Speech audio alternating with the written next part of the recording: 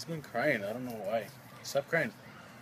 Hey, back again. We're going to be doing another review on, this is a new one. I've not seen this one, but it says New Albion Brewing Company, New Albion Ale. Okay, I'll take out what it looks like. Now, on the box it says in collaboration with Samuel Adams, so it piqued my interest. You know, I don't know what's going on here, so anything that I don't know anything about, obviously I become interested in, and I must immediately buy it. I'm going to open it up. It doesn't, at least at first glance, it doesn't really say what kind of beer this is. If it's a pale ale or, you know, that's right, IPA or something. Maybe it's a test beer. No idea. I don't know. It just says ale. There you go. It's just an ale then, I guess. You can have that one. So, in case anyone's wondering, these are not twist-offs. Okay? So, using the Rambler Victorinox. Okay, which works pretty good, actually. I didn't rinse mine. I did not rinse my cup either. Just see some. But things. I doubt that little is going to affect it.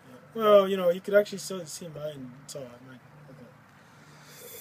drink that a little bit. Purists out there, it has to be like steamed, rinse, hot water. Yeah. And we don't do that. So we don't even use the right cups. So whatever cup is around, that kind of gives a better microfiber cloth, because the dust particles or whatever fuck it up.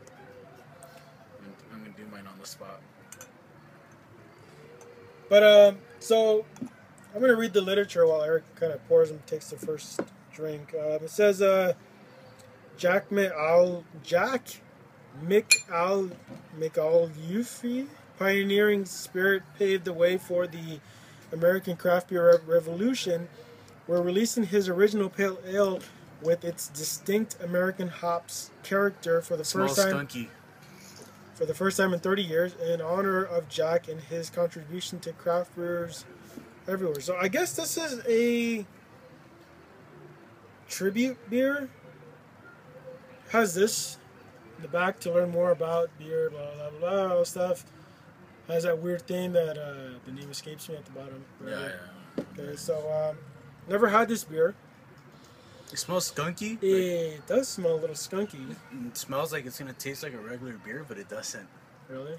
Like a Budweiser or something? Mm-hmm. You know what? This actually does remind... The skunk reminds me a little bit of like Budweiser or something like that. The aftertaste is skunky.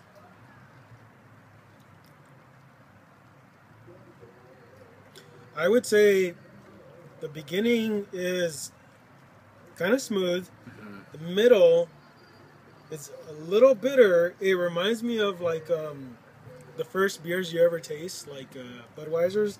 That you got, it has a slight bite to it, and it goes away almost just like that. And then there's a slight skunkiness at the end. The end is definitely skunky. Yeah, it's not. It's almost like a regular beer. You know what though? If you let it linger, if I rub my tongue against my palate, let it linger, I get something else. It's still skunky, but to me, it kind of tastes like... It reminds me of a King Cobra. Something else. I even like that shit beer breath, you know? You know what it is? I think this is a bit mild. It's 6%. It tastes mild. It's like a smooth beer with the hint of Budweiser aftertaste. You know what this reminds me of? This kind of reminds me of a Stella.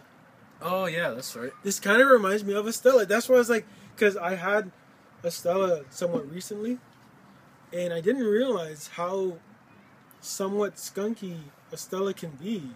Because you know, like when you're drinking all these, when you're in the beginning drinking, you know, different beers, and you're starting to get a little better, Stellas are kind of like, I would put in my category, the last of the skunky, like tasting beers. Like that's pretty much the last of the big brewers beer that you taste. That's kind of like now shifting into better beers. Like to me, it would be Stella, and then you might transition to maybe a Newcastle. Like out of all the big beers, big brewers that pose themselves as craft brewers, I think Stella is at the mildest end because it's got a slight skunk at the very end, but it's still pretty good. It's not bad. I would still drink it, but I mean, it's just it's good. But I probably won't ever say, you know what, I'm in the mood for a new Albion Ale. It's probably this reminds me of that. It's just I probably won't drink this ever again. It's not bad, but yeah, I know. I was gonna say like this will probably be my last time I ever drink this, just because it's called Jim and Jack's Story. Well, no, I don't know if that's what it's called, but the literature on the let me hold this up. The literature on this here, Jim and Jack's Story. I probably won't read right now. It says why, but oh shit, my bad. $10. $10 for that. $10 for that 6-pack, which isn't bad. I was kind of like, $10, 6-pack. That's supposed to.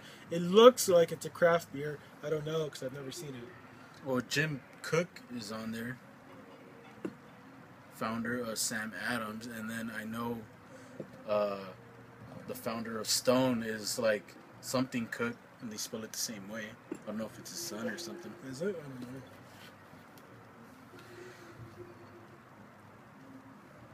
Jim, is it Koch? C-O-C-H? Cook? I think he pronounces it Cook. All right. I thought it was Cock or something. Koch? Koch? I think it's Cook. I think it's Cook. You know what? It's not bad, but this kind of, Let's use your restroom.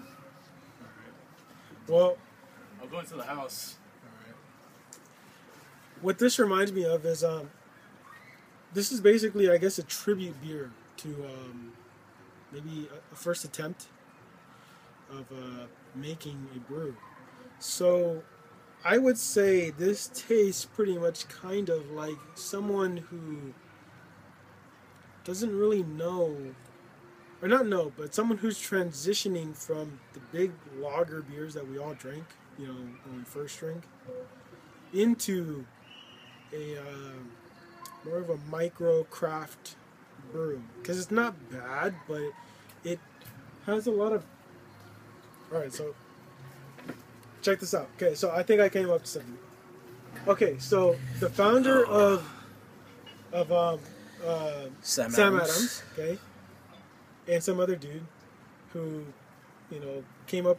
I think this is a transition beer, meaning that you're transitioning from the big lagers that you drink. So Jim and Jack means because it said Jack is another guy. Jack is another guy that helped brew with this dude, and this is kind of like a best of both worlds in a way, because it's got the skunk of those beers that you're kind of used to when you first drink, but it's got a slight hoppiness. It's got a slight this, a slight that, So it's kind of like an in between. It's almost like a bastard beer, And I would say that's the best way to describe it. This is an in between beer. It's almost like when people, like I was saying, like if me and you, like if we were to try to create a beer, a craft beer, and if all we knew was those big lagers and those big beers, this is kind of what our craft beer would taste like. It's a little bit of mix of both. It's kind of like this is probably a good beer for someone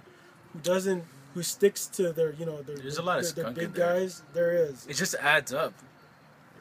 I haven't drank it in a while, but this is what it reminds me of. I think this is an in-between beer. This might be good for someone who doesn't want to change from their Bud Lights or whatever, doesn't want to pay a lot. Try this. They might like it. Maybe they might change. I don't know. I'm too much of a beer drinker to say that it tastes like crap. There's only few and far between beers that I could say honestly taste like shit. Because I'll drink anything, doesn't matter. But this literally tastes like someone got like two different beers and put them in one glass. Like a Hoegaarden and And a Budweiser. Yeah, Budweiser probably. Not a Bud Light, but like a Budweiser. You could definitely taste a skunk. It's there. It's there. It's Yeah, and it gives you, it kind of it makes feels you like feel you have like a skunk breath. It kind of makes you think like you overpaid a little bit, which is because that's what I'm starting to think now. It doesn't even smell good. Did I overpay? Did I overpay for this? It's like $10 for a 6-pack. That's an in between, which I could have bought Ballast Point Pale Ale for about that price, a little more maybe. Or the other one that I wanted to get. Remember the? It was like a dark. Bitches. No. It was like a dark blue, like. Remember, I was like, "Oh, we should get this," and it was like $11 or $12. Oh. I know which one you're saying. I just can't remember what it is. Yeah, I don't know if I'll ever buy this again. No, you know what? I'll be honest. I will not buy this again. I will not. Now that I know what it tastes like, I will not buy this. I might just buy a Stella for this, you know.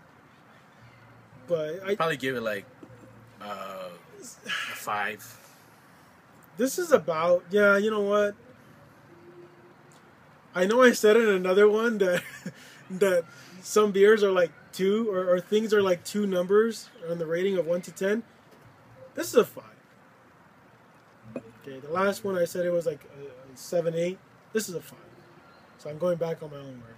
This is a 5. This I could either have it or I don't, and I kind of would feel either way about it, but it's a 5. It's not impressive. It's not. It's just this is not impressive at all. This is pretty much. It's just letting us down the more we. It is, and we still got like 4 more to go, which we're not going to let to go to waste. Oh well. I'll tell you this much: I'd rather be drinking the golden what was it?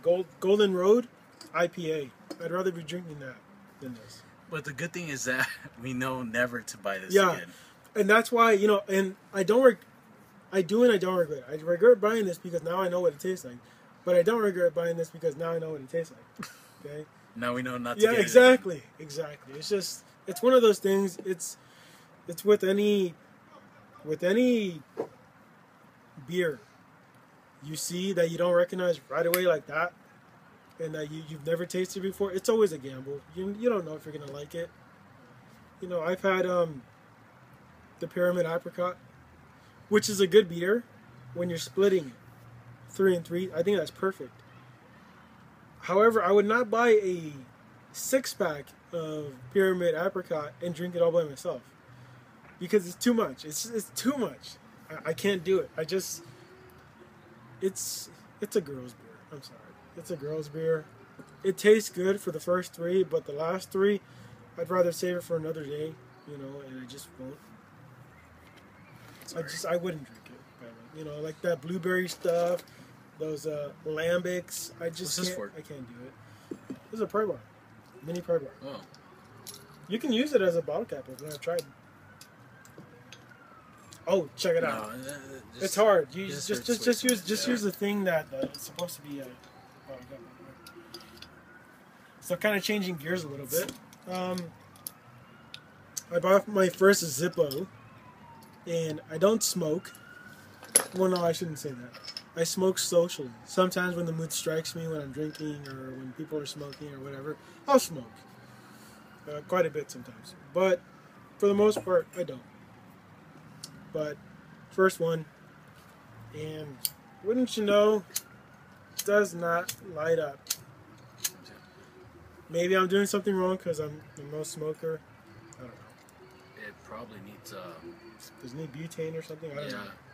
You dump it right here. It seems pretty dry.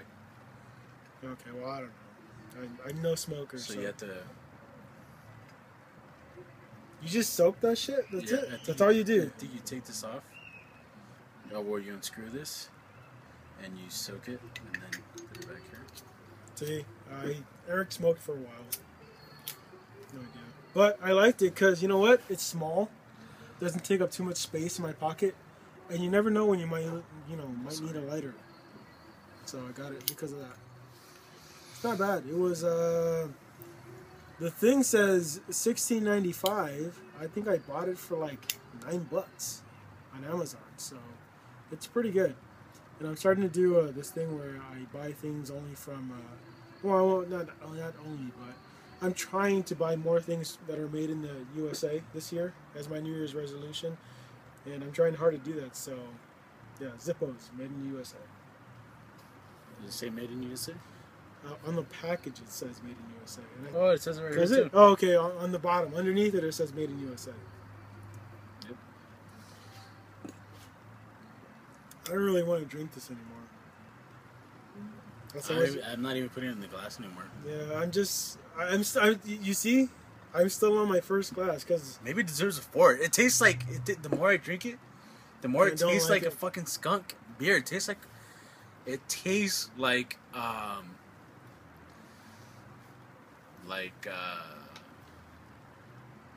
like High Life or MGD or something. This actually, I kind of like MGD. I'd say it tastes like I don't know. It might be. It's a regular fucking beer. Is what it is. It might be a 4 or 5. I think it's a 4. You know what? It's a fucking 2 for the price that we paid for it. It's a fucking 1. It is $10 for a 6-pack. That's true. You know what? $10 for a 6-pack. They don't really want to drink after the first one. After you've already drank a couple beers. That's 1. It is 1. I don't want to say it's 1 for $10. Okay, well, you know what? All right, lesson learned. Don't buy this beer. From us, the quote-unquote beer brothers, we don't like this. Stay away from that. Unless you're bored. If you're bored and you have $10 to waste, and you don't mind experimenting and just, officially confirming that you won't like something, don't buy this. I'll still drink it, but no, I'm not going to buy it again. I kind of wish I had gotten that other, man, what was there? There was a 4-pack of Midas Touch that I could have bought.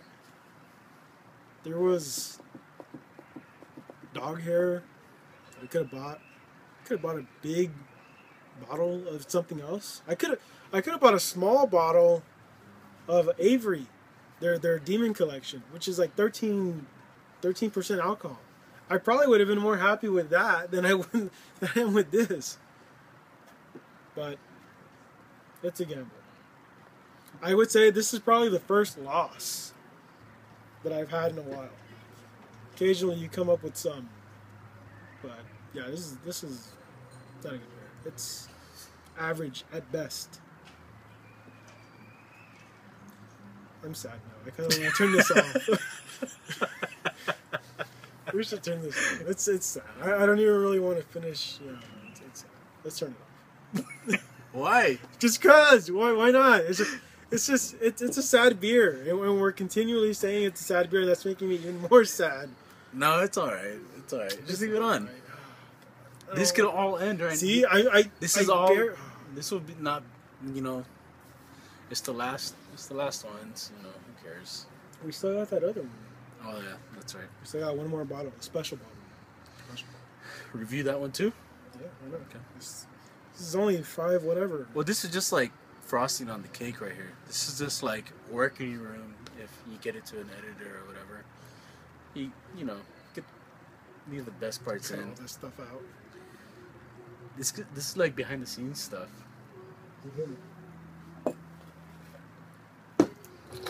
But for any people who are wondering, actually, you know what? This is where I feel like we should talk. Okay. Because after we get the shit done, we can talk. Okay. You need to show everyone how to open this, because some people don't get it. They never zoom in close to show how do you open one bottle with another bottle. You need to zoom in close and do it.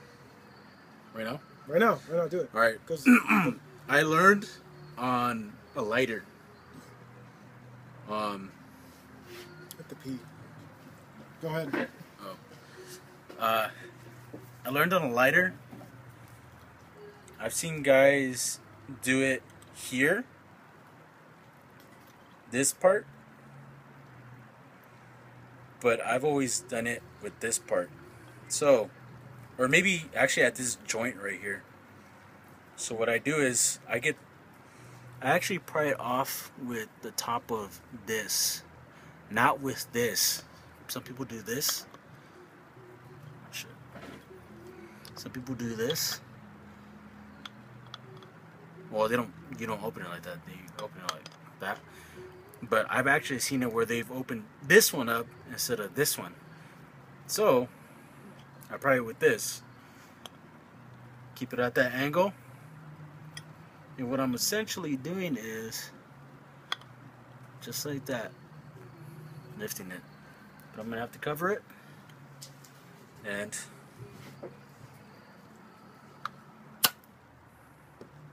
that's it.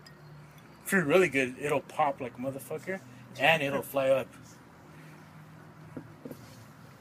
Okay. And then if there's no more, put it. Oh shit.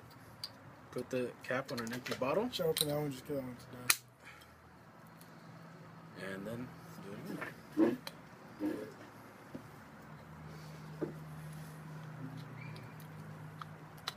Oh shit. So this one's dad's. We should just stop it right there. Nothing else to say. All right.